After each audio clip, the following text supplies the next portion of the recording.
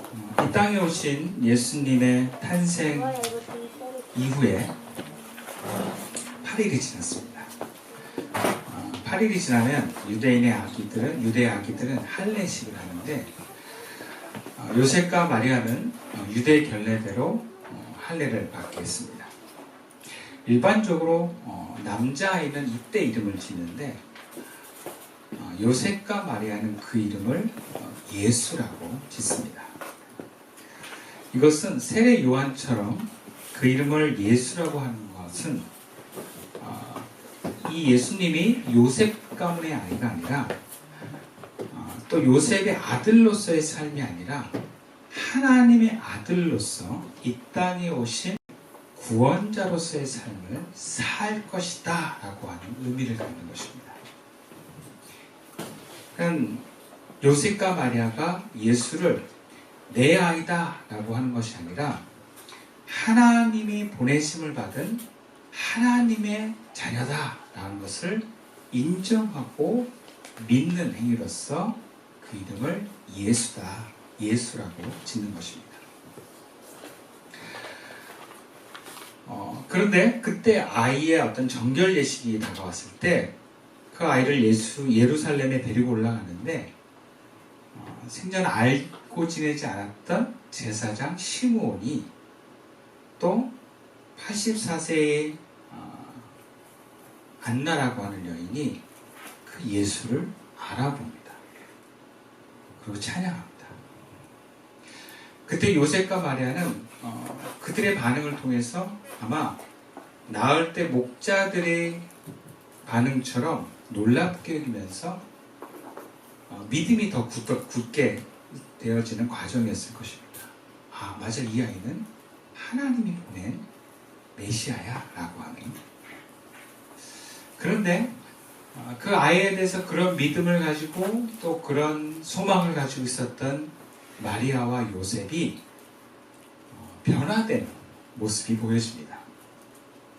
이게 누가복음에만 있는 예수님의 어린 시절 이야기인데 예수님이 12살이 되어서 절기의 관례를 따라 예루살렘에 올라가는데 6월절 기간 8일을 마치고 집에 돌아가는 가운데 어린 예수가 없어진 거예요. 아마 처음부터 출발을 하지 않았는데 여러 사람들이 친족과 함께 오고 가다 보니까 같이 간주하는데 가는 길에 없다라는 것을 알게 된 것입니다. 그래서 허겁지겁 예루살렘으로 돌아가서 찾았는데 3일 동안 찾아야 했어요. 드디어 그 예수님을 만났어요. 사람도 굉장히 많았던 시기였기 때문에 찾는데 되게 어려움을 겪었던 것 같아요. 그러나 3일 만에 찾았으니까 얼마나 감격스럽고 또 한편으로는 불편한 마음이 또 올라오지 않았겠어요?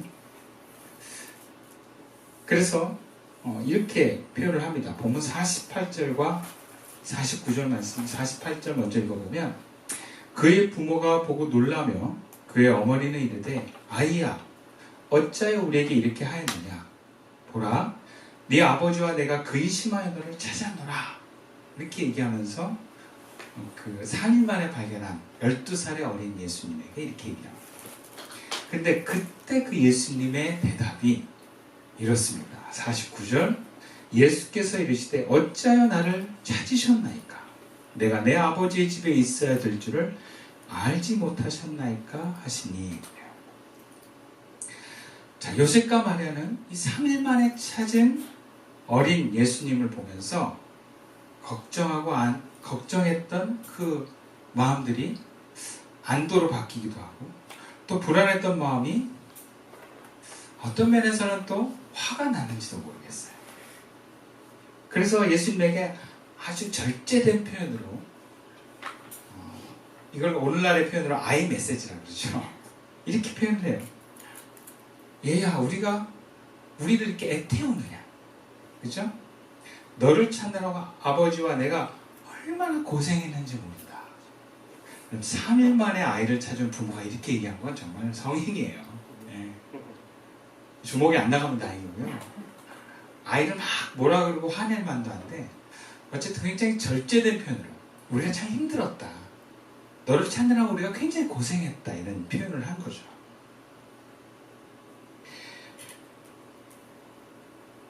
근데 아이가 이 3일 만에 만나서 어머니의 이런 표현은 굉장히 절제되고 그나마 좀 우리가 이해할 수 있는 표현이긴 한데 아이의 대답이 참 놀랐습니다.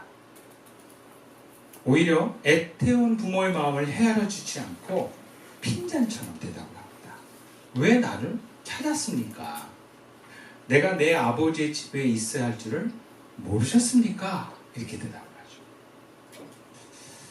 하죠. 여기 이 상황을 보면 참 이해가 안 되고 부모의 입장에서는 이렇게 대답하는 아이에 대해서 화가 날 수 있는 상황이에요.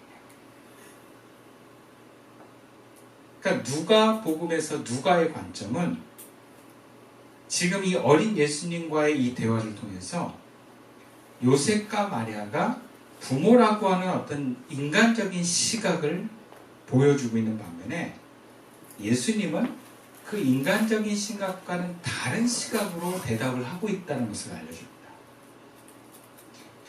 그러니까 하나님의 아들인 예수가 아버지 하나님의 집인 성전에 있어야 되는 것은 당연하다라는 것이죠. 만약에 나를 찾으려고 하면 그냥 여기서 찾으면 되는 거 아닙니까? 라고 하는 그 대답은 인간적인 시각에서는 말도 안 되고 정신 나간 소리일 수 있고 화가 나는 거지만 하나님의 시각에서, 즉 영적인 시각에서 이 어린이가 메시아임을, 예수임을 바라볼 때는 아주 자연스럽고 당연한 대답으로 볼 수 있습니다. 근데 마리아와 요셉은 그 시각이 있었지 않았다라는 거예요. 그리고 그 뒤에 구절이 그것을 확실하게 증거합니다. 50절 말씀인데 그 부모가 그가 하신 말씀을 깨닫지 못하더라. 그러니까 요셉과 마리아가 이 예수님이 이렇게 대답한 것을 못 알아들었다라는 거예요. 영적인 시각으로 대답한 것을 못 알아들었다는 것은 지금 요셉과 마리아가 영적인 시각을 갖고 있지 못하다는 것을 얘기합니다.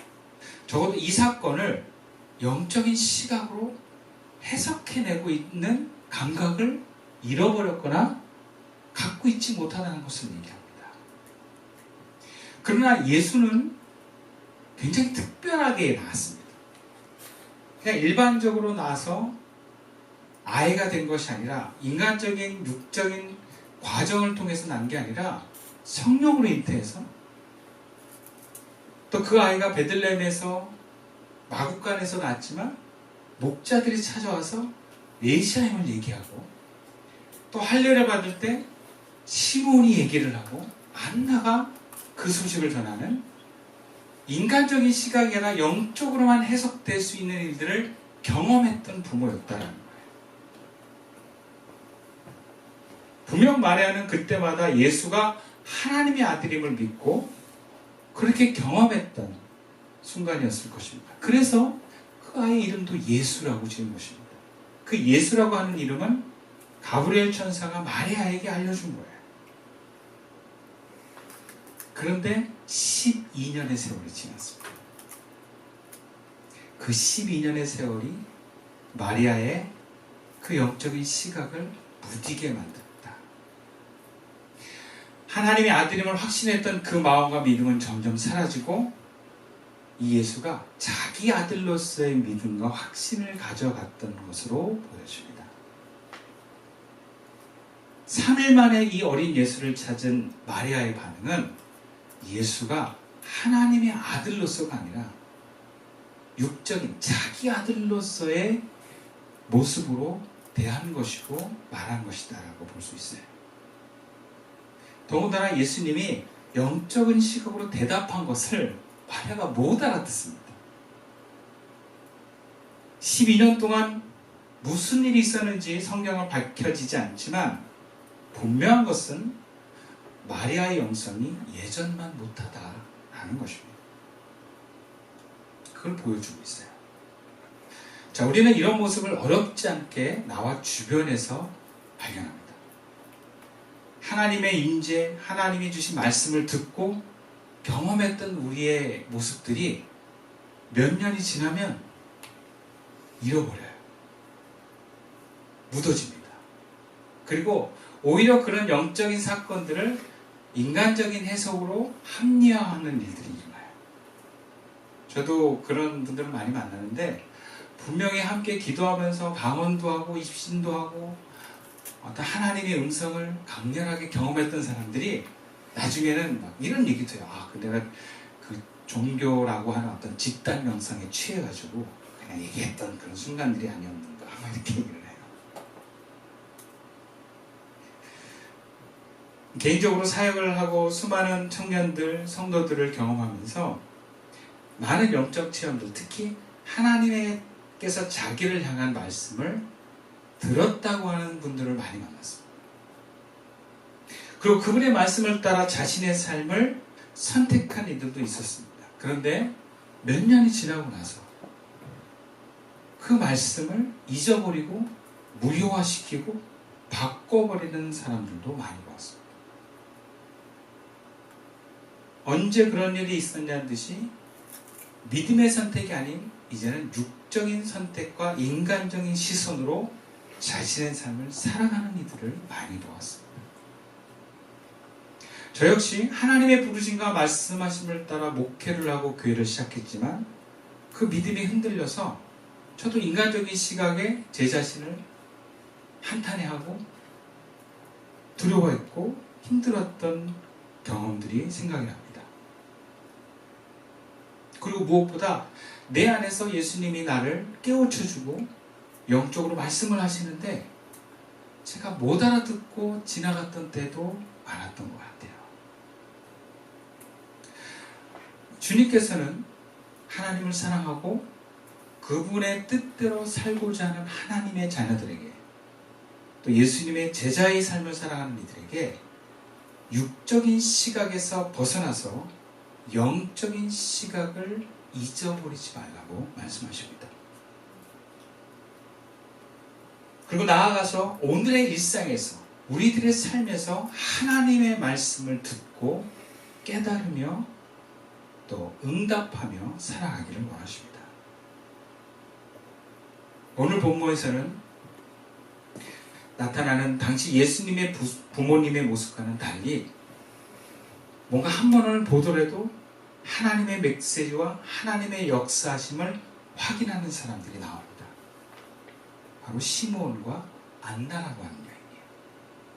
먼저 시므온을 보면 그는 이런 사람입니다. 본문 25절에서 28절 말씀인데요. 예루살렘에 시므온이라는 사람이 있으니 이 사람은 의롭고 경건하여 이스라엘의 위로를 기다리는 자라. 성령이 그 위에 계시더라. 그가 주의 그리스도를 보기 전에는 죽지 아니하리라 하는 성령의 지시를 받았더니 성령의 감동으로 성전에 들어가매 마침 부모가 율법의 관례대로 행하고자 하여 그 아기 예수를 데리고 오는지라. 시므온이 아기를 안고 하나님을 찬송하여 이르되. 자, 먼저 시므온을 봅시다. 시므온은 예루살렘의 제사장이라고 합니다. 아기를 안고 축복하는 사람들은 보통 제사장이라고 얘기를 해요. 근데 그의 등장부터 성경을 그를 이렇게 소개합니다. 의롭고 경건한 사람이다. 남다른 점이 있다면 그는 이스라엘의 구원을 기다리는 사람이다. 이렇게 표현을 합니다. 이것은 메시아가 오기를 기다리는 사람이라는 거예요. 그러니까 좀 풀어서 얘기를 하면 모든 인간이 가지고 있는 자신의 행복, 자신의 안전, 자신의 존재감을 확대되는 이런 것보다 그 하나님께서 이 땅에 다시 오셔서 이스라엘을 회복하고 구원하는 것을 기대하고 소망하는 사람이라는 거예요. 그러니까 자신의 어떤 목표를 이루는 것보다 하나님의 뜻이 이루어지는 것에 우선하는 사람이다. 이렇게 볼 수 있어요. 예수님의 표현을 빌자면 그의 나라와 그의 의를 구하는 사람이라고 할 수 있어요. 그런 그에게 성령께서 말씀을 하셨습니다. 그리스도를 보기 전에는 죽지 아니하리라. 그러니까 시므온은 주님으로부터 그 말씀을 받고 그것을 기다리는 삶을 삽니다. 근데 그 메시지를 언제 받았는지는 기록되어 있지 않지만 분명한 것은 시므온은 그 메시지를 안고 그 메시지를 기다리면서 살았던 것 같아요. 내가 죽기 전에는 반드시 메시아를 볼 것이야. 그것을 믿고 기다렸습니다.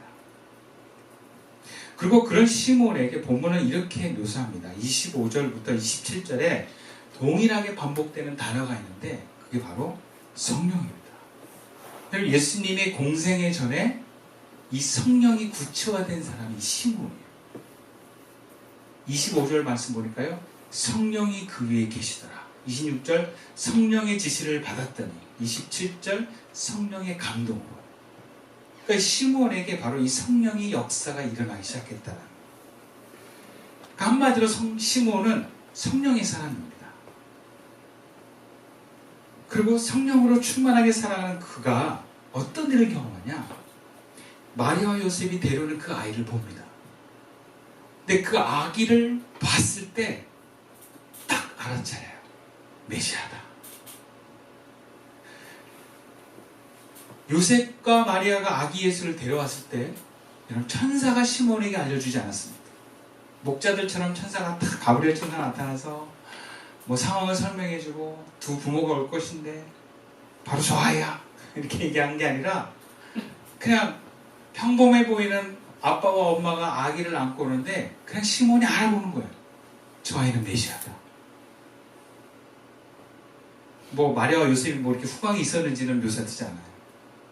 그러니까 뭔가를 보고 뭔가의 말을 듣고가 아니라 보고 하는 거예요. 저 아이를 보는 순간 이 아이는 메시아다. 여러분 당시 이 절기에 수많은 인파들이 얼마나 많은 아이들을 안고 오겠어요. 근데 그 아이를 메시아라고 알아차릴 수 있는 시므온, 놀랍지 않습니까? 시므온은 딱 보고 한 거예요. 성령 충만함 가운데 성령의 인도하심을 통해서 성령의 지시하심을 그는 느꼈던 것 같아요. 그래서 바로 예언을 하고 찬양을 합니다. 여러분 12년 된 마리아와 요셉이 예수님의 말을 못 알아듣는 것에 비하면 여러분 시므온의 통찰력은 정말 뛰어나다고 볼 수 있어요. 여러분 성령 충만한 삶은 바로 우리의 일상을 이렇게 만들어줍니다. 굳이 골방에서 기도하는 순간이 아니더라도 일상의 상황 속에서 하나님의 뜻과 메시지를 알아차립니다. 그냥 우리들의 표현으로 딱 보고 아는 거예요. 딱 보고 아는 거예요. 아, 이거 하나님의 역사구나. 하나님의 뜻이 이렇구나.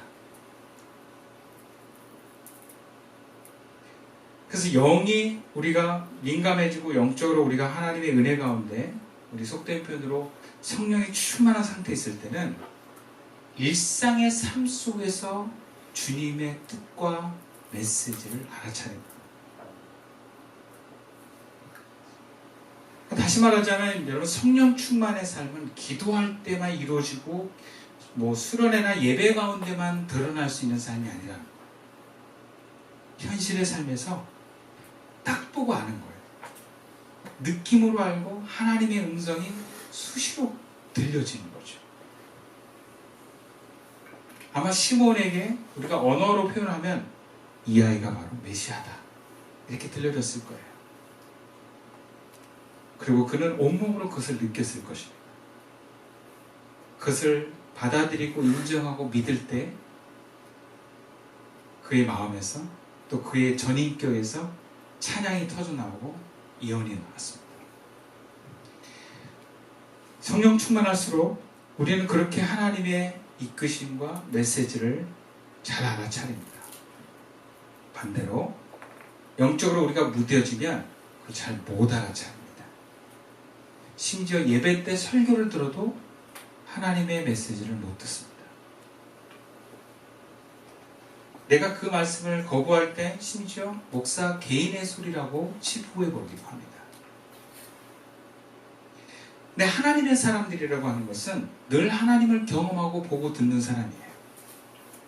이것은 기도할 때만 말하는 것이 아니고 일상의 삶 속에서 그것을 느끼고 경험하는 삶을 말합니다. 그래서 우리가 하나님께 가까워지고 다가갈수록 일상과 따로 기도하는 시간의 경계가 점점 허물어집니다. 그래서 그냥 일상이 기도가 되고 기도가 일상이 되는 삶을 살게 돼요. 그러다 보면 일상에서 그냥 하나님을 느끼고 하나님의 시선으로 세상을 보고 사람을 보고 하나님의 말씀하심을 따라 말하기 시작합니다. 바로 그러한 삶을 사셨던 분이 예수님이세요. 예수님은 기도할 때만 하나님을 만나지 않았어요.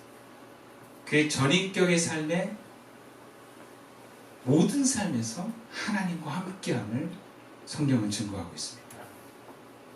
심지어 주무시고 있는 가운데도 하나님과 함께함을 경험해요. 그 제자들이 예수님 주무실 때 하는 행동들을 예수님 다 알아요. 자는 척 하신 게 아니고 그걸 다 아는 거예요. 하나님과 그 순간을 함께하고 있기 때문에 하나님이 보신 걸 예수님도 보시고 또 하나님의 뜻의 말씀을 하시기 때문에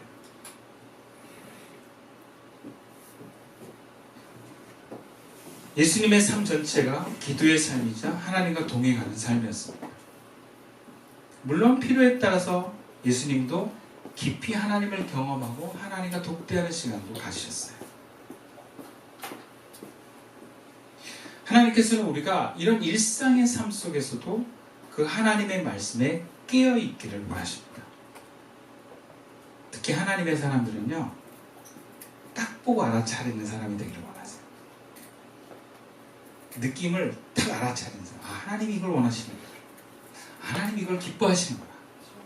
하나님이 이거는 기뻐하시지 않는구나. 그것을 알아차릴 수 있는 사람. 순간순간 하나님의 뜻과 우리가 일치되면서 뭔가 하나님의 뜻을 실현해 나가는 사람. 어저께 저희 교회 교인과 함께 기도회를 차 타고 오는데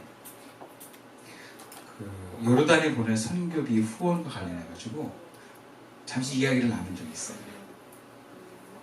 얼마를 보낼까? 근데 그때 감동이 이렇게 보냈으면 좋겠습니다 라고 얘기를 했는데 그게 우리가 같은 하나님을 믿고 있기 때문에 이게 딱 통하더라고요. 네. 그러니까 그런 것들을 나누고 이야기할 때도 하나님의 뜻을 알아차리고 얘기를 나눌 수 있는 사람들, 바로 그런 사람들이 하나님의 사람들이라.